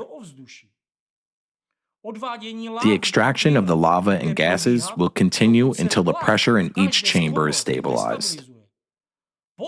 A plan for a targeted nuclear explosion in specific boreholes must then be developed to seal the layers of secondary magmatic chambers. This approach aims to prevent excessive magma from reaching the surface and minimize ash emissions. Gradual pressure release will ensure stability of Siberia and protect key populated areas, although Norilsk and its surrounding settlements may remain at risk. During the process of diverting lava from the chambers, efforts must be made to control its flow as much as possible. Lava should be directed through specially prepared channels towards the Arctic seas. Additionally, a program should be developed to utilize magma for construction purposes, such as creating artificial islands or reinforcing coastlines. 3. Evacuation of the population. A system of early warning must be implemented, along with the development of evacuation plans for unforeseen emergencies. Additionally, a structured plan for the safe evacuation of people from high-risk zones will be required. This plan should include measures for adapting and socially supporting evacuees, considering the possibility of long-term relocation. 4. Preservation of infrastructure. Plans must be developed for the protection and evacuation of strategic facilities from areas at risk of lava inundation. This includes establishing secure storage facilities in safe zones for the evacuation of the region's critical resources, such as oil, gas, non-ferrous and precious metals, ores, fertilizers, food supplies, water, and medical supplies. The primary goal of drilling is to reduce pressure in the secondary magmatic chambers of the plume, prevent magma explosions, and enable controlled release of gas and lava. Given the complexities of drilling in the Putorana Plateau, the operation will use inclined drilling from the territory of Western Siberia, west of the plateau. In the initial phase, drilling operations involve direct human participation, as drilling to a certain depth remains a standard procedure with minimal risk to personnel. Traditional drilling rigs equipped with pressure and temperature monitoring systems are utilized, allowing operators to maintain control over the process and respond promptly to any changes. As critical depths are reached and proximity to zones of magmatic activity increases, the risks to personnel rise significantly. At this point, operations must transition entirely to automated systems.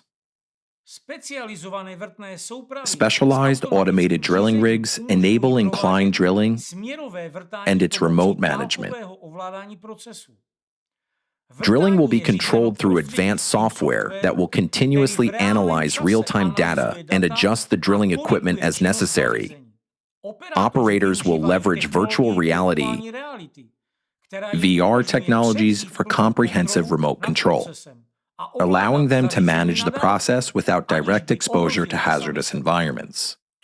This is crucial, as high-pressure gas emissions can result in explosions capable of completely destroying drilling rigs with their shockwaves. The condition of the drilling rig and the surrounding area will be monitored using drones and robots. Drones equipped with cameras, thermal imaging sensors, and detectors will capture any changes, including gas leaks, thermal anomalies, and seismic shocks. At the drilling site, robots will measure temperature, pressure, and the chemical composition of the environment, transmitting real-time data to a central control station. These technologies minimize human presence in hazardous zones, ensuring a high level of safety. After the drilling phase is complete, a controlled degassing process will begin, which involves relieving pressure and directing the release of vast volumes of lava.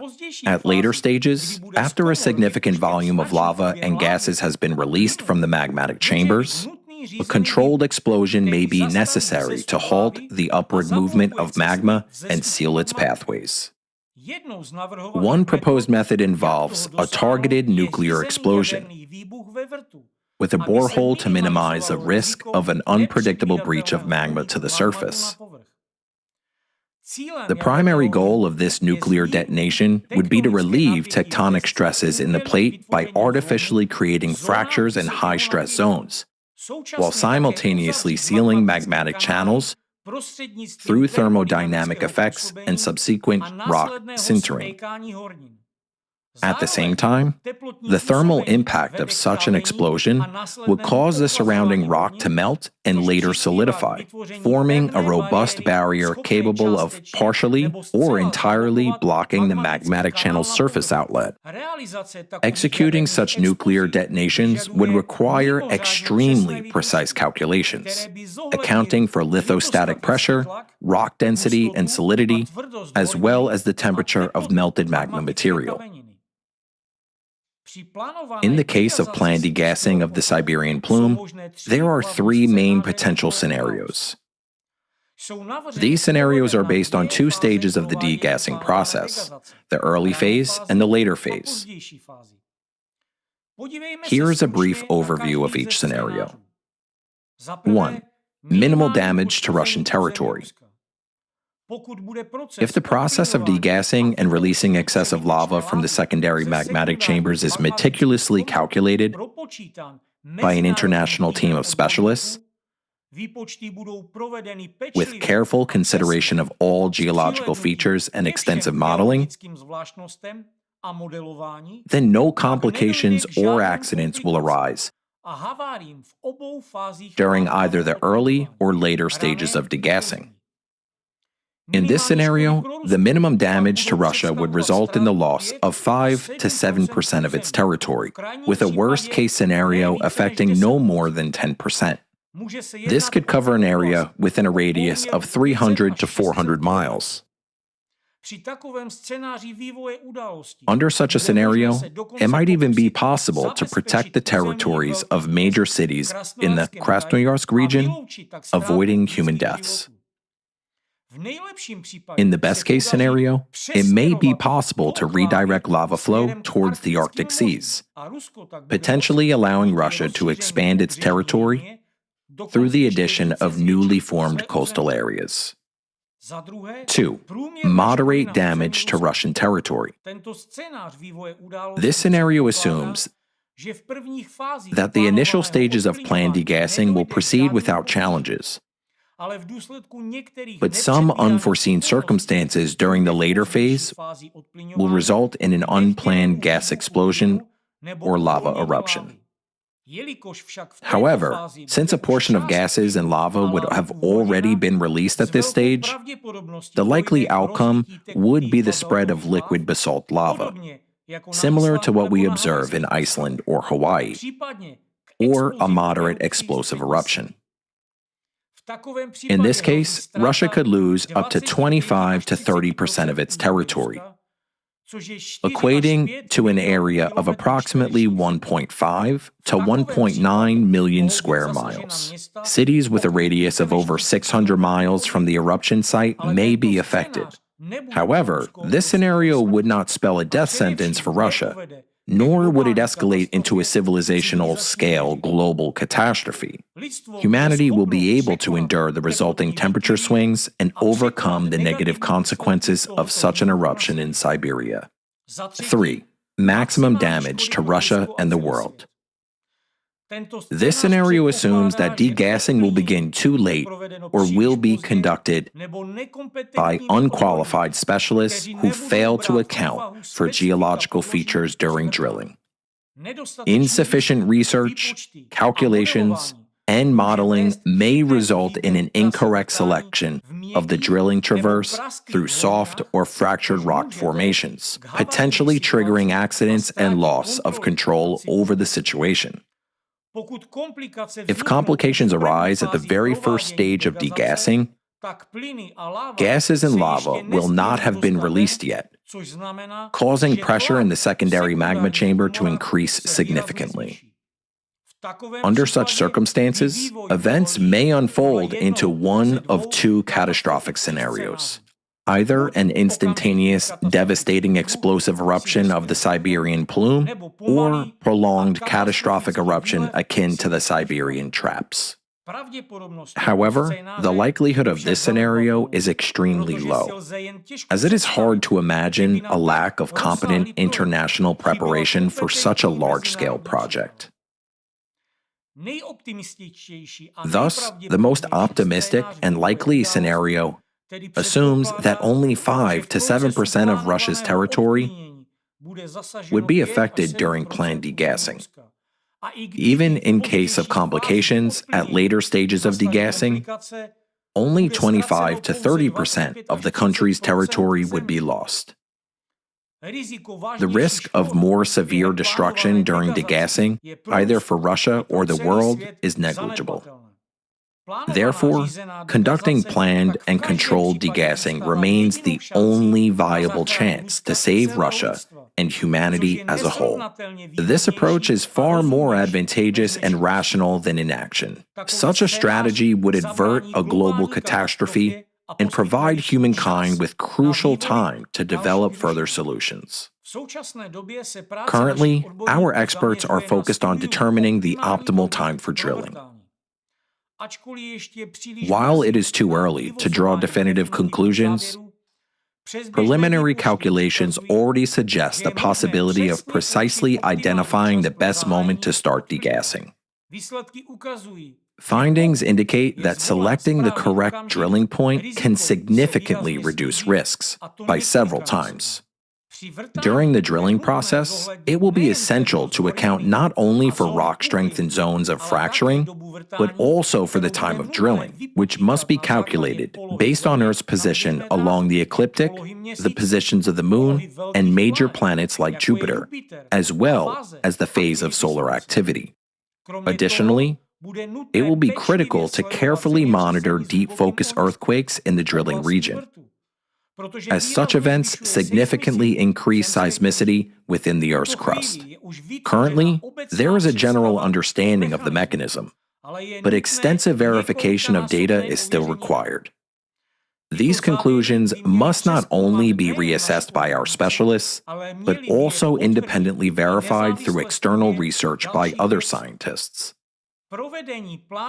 Executing a planned degassing of the Siberian plume is a strategically critical step to prevent a global catastrophe. Under the optimistic scenario, where only 5 to 7%, no more than 10% of Russia's territory is affected, the risks are minimal compared to the potential consequences of inaction. Successfully implementing this scenario would provide Russia with unparalleled expertise in managing global geodynamic risks, reinforcing its position as a leader in science and in technology. This accomplishment would demonstrate Russia's capability to address planetary-scale challenges, fostering global collaboration to tackle natural disasters. It would not only stabilize internal affairs, but also strengthen international partnerships in disaster prevention and mitigation. Planned degassing in Siberia can influence more than just a local hotspot. It may also impact other volcanic systems, including Yellowstone, and various stratovolcanoes worldwide. Magmatic systems operate as interconnected components of a global geodynamic mechanism. This process can be compared to releasing pressure from a car tire. A minor pressure reduction in one area alleviates stress throughout the entire system. Similarly, controlled pressure reduction in the Siberian plume can stabilize magmatic systems on a planetary scale, potentially preventing a chain reaction in volcanic eruptions. Even the optimistic scenario presents a tremendous challenge. But action must begin now. Procrastination increases the likelihood of disaster. It is obvious that such projects will face significant resistance from Russia, particularly due to concerns over potential infrastructure damage and loss of control over strategic resources. However, inaction poses risks of uncontrolled eruptions with far more devastating consequences. Controlled pressure relief in magmatic chambers can avert the worst-case scenario and win us additional years to develop broader global solutions. If, alongside degassing, technologies for atmospheric water generators are implemented timely and universally, it will allow us to clean the oceans of plastic and debris, enhance the water cycle, and restore the planet's thermal balance.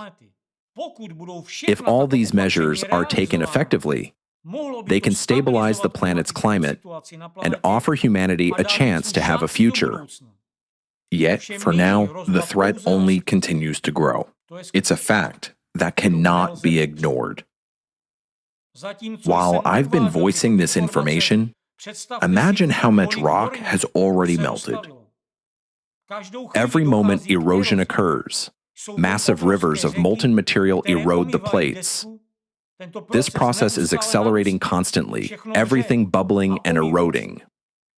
All of this is happening without proper monitoring or supervision, just because some individuals crave absolute power.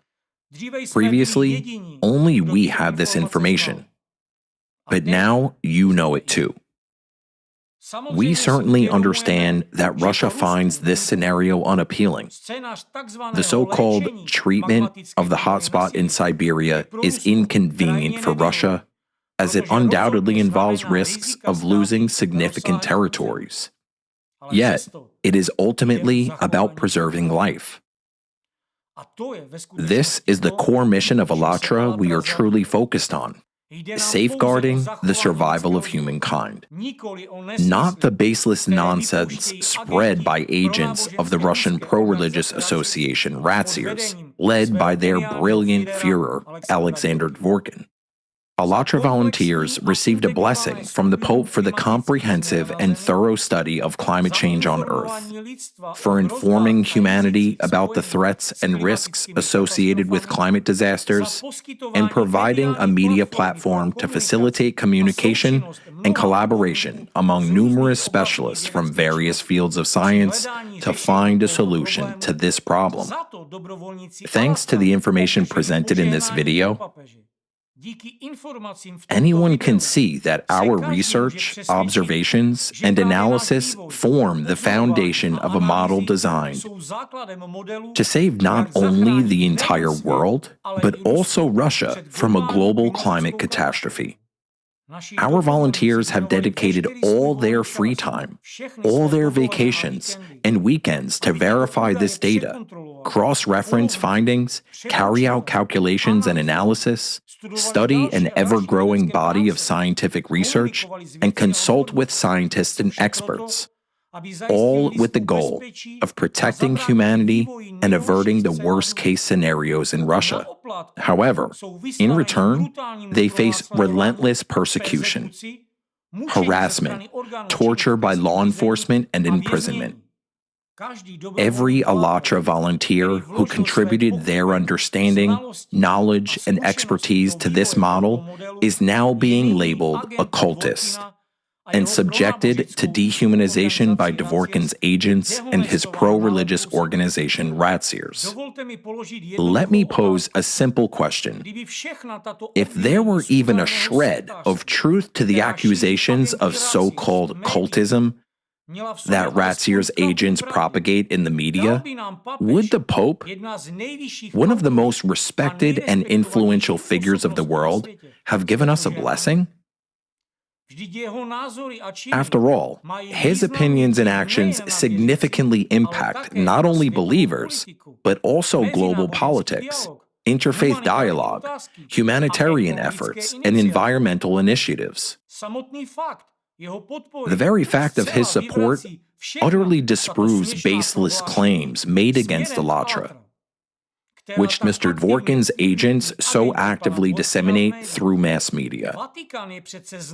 The Vatican is renowned for its meticulous approach to reputation and its thorough investigation of any organizations before granting its blessing. Alatra is one of the very few organizations dedicated to studying climate issues that has been given such honor and respect in this way. Would the Pope bless a cult, as Ratseers agents attempt to portray us in the media? So now we will actually see who aligns with the Pope's position and who aligns with Ratseers agents. Today, after hearing about all the detailed, evidence-based research, viewing graphs, modeled maps, and calculations, you can see for yourselves what Alatra is truly doing. In my personal opinion, Alatra deserves respect not only from the Pope as the leader of the Catholic Church, but also from the leader of the Russian Orthodox Church, Patriarch Kirill, if he stands for the people and future of humanity, of course.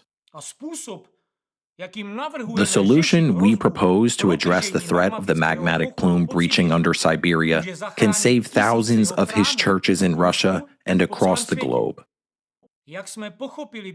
Judging by the actions of Ratseers agents, it seems they don't particularly value people. Perhaps they will at least show care for their church assets. Forgive me for being blunt, but we have no reason to love them.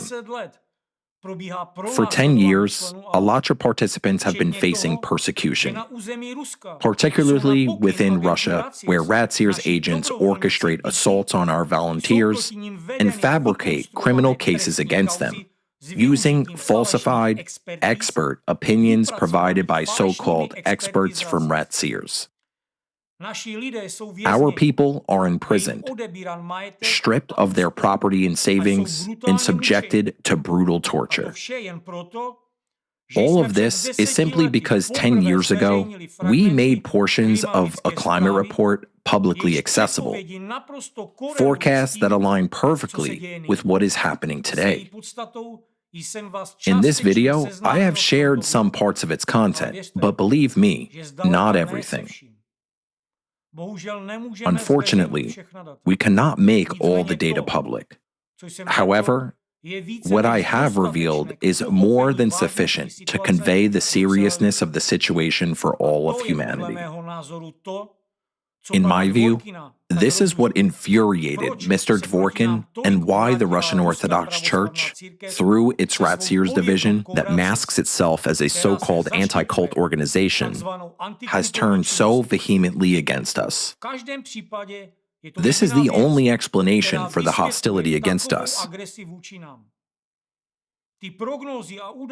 The forecasts and data contained in the closed section of our report, which wasn't made available to the public, specifically pointed out that the center of the cataclysms lies in Siberia.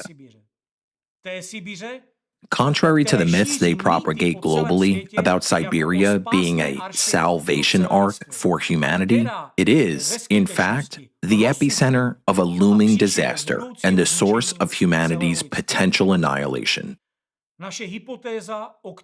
Our hypothesis, rooted in scientific research and global data, undermines the narratives spread by rat seers and its ideologist Dvorkin. Many people who previously supported their cause have started questioning whether they will succeed in achieving their agenda of establishing totalitarian global control. The accelerating pace of cataclysms and the imminent threat of the Siberian plume erupting at any moment render their plans futile. They simply won't have enough time to achieve their goal. For this very reason, Alatra has provoked such aggression, particularly from Mr. Dvorkin, who orchestrated a campaign of dehumanization and persecution against our volunteers, leading to imprisonment and torture. Through his agents, he extended persecution against Alatra participants even into Ukraine. But let me ask, what do we have to do with that? It's not us who created a hotbed under Russian territory. Believe me, we would really like to be wrong in our calculations more than anyone else. We have merely voiced the truth that can help save the entire humankind, including the Russian Orthodox Church and its Ratzier subdivision. If our model and analysis of potential scenarios in the current climate situation infuriate you so much, or if you find our proposals for planned degassing of the Siberian plume unacceptable, then please offer your own solutions. We will happily participate in reviewing and implementing alternative options. But be aware that all signs indicate the Siberian plate has already started to rise. Any specialist with even a basic understanding of geodynamics will tell you what this means and how it will end. For those who do not understand, let me explain. This isn't just a loaded gun. It's a gun in the process of being fired, and only God knows when the shot will occur. However, one thing is clear. It is almost inevitable. In any scenario involving the Siberian plume eruption, neither you nor us will remain. So who will you rule over, Nazis? Where will you govern? What and whom will you control? Perhaps you believe in reincarnation. If so, you are likely to reincarnate as tardigrades, the only living beings that will possibly survive on our dead planet. That's the only chance for you to revel in power. What I've shared today concerns everyone. Any sensible person must ask themselves, first of all, why does the will of one individual block the path to saving the entire civilization, to saving their future and their children's future? Why are our voices silenced? And why is everything being done to suppress Alatra at Dvorkin's command? Is it because he wants to be some sort of global Führer? Is this normal? Is this a sane situation? Now, draw your own conclusions. You know who we are, what we do, and you know our understanding of the current climate situation on Earth. Verify everything I've said, and fact-check everything published in the open section of our climate report on our website. Study it, recalculate it. We have checked it thousands of times. Now it's your turn to verify it because this concerns your life. Yet, if you believe this doesn't concern you, then show us who else can and should address these issues. Institutes? How many times have we contacted them? Behind closed doors, they told us we are right. But as soon as we interviewed them on camera, they denied their own words and distanced themselves from us, labeling us cultists based on Dvorkin's narrative. He imposed this kind of perception on everyone through his network of agents. recruited media outlets and his agents within government authorities. Now, I would like to address those who call themselves investigative journalists and rely on information provided to them by Dvorkin through their overseers. Those journalists who, like a broken record, have been spreading the same anti-cult nonsense for over a decade, those who massively published defamatory articles in the media. This isn't just idle talk or baseless claims. It is deliberate dehumanization, driving us, Alatra volunteers, and many other organizations targeted by rat seers, into conditions akin to genocide. Recently, we clearly saw how well organized your network is, and how you managed to release over 400 false articles against us within just a couple of weeks. Today, I've explained what we at Alatra are actually doing. So investigate it now and involve experts. Only real ones, not people with psychiatric diagnosis. We already know of how good Mr. Dvorkin is at placing his people on government expert councils and then using them to decide who to accuse of extremism. Write 400 articles about the threat of climate change, about the danger it poses to you and the world. I've given you a newsworthy topic, if you care about the lives of your own children at least. Or you will continue to claim that the apocalyptic cult is just scaring people? Sure, you can label us an apocalyptic cult to keep people in ignorance, unaware of the climate catastrophe looming over them. So what will you choose? Will you address this issue or dismiss the truth? Everyone can see what is happening with the climate. Look at water cycles, wind patterns, earthquakes, and all the climate and geodynamic data. Look at the rise in seismic and volcanic activity and the changing composition of lava. Everything points to the fact that the findings and models in our report are being confirmed by what is happening right outside your windows.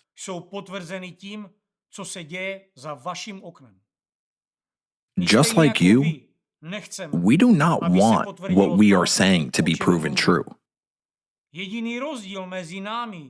The only difference between us is that while you sleep peacefully, we search for solutions even in our sleep. Yet, Dvorkin's agents hinder us from finding those solutions by presenting us to the world as a so-called dangerous, destructive cult. Alexander Dvorkin may have gained power in Russia, but he bears responsibility not only for the ruined lives and fates of millions of people imprisoned, tortured, exiled, and labeled as extremists because of him. I believe he is also culpable for what is already happening with the climate. I believe that those who have perished in recent years in disasters were killed by him. After all, we could have been heard 10 years ago. We could have stopped what is happening now and prevented the inevitable disasters that will happen in the near future.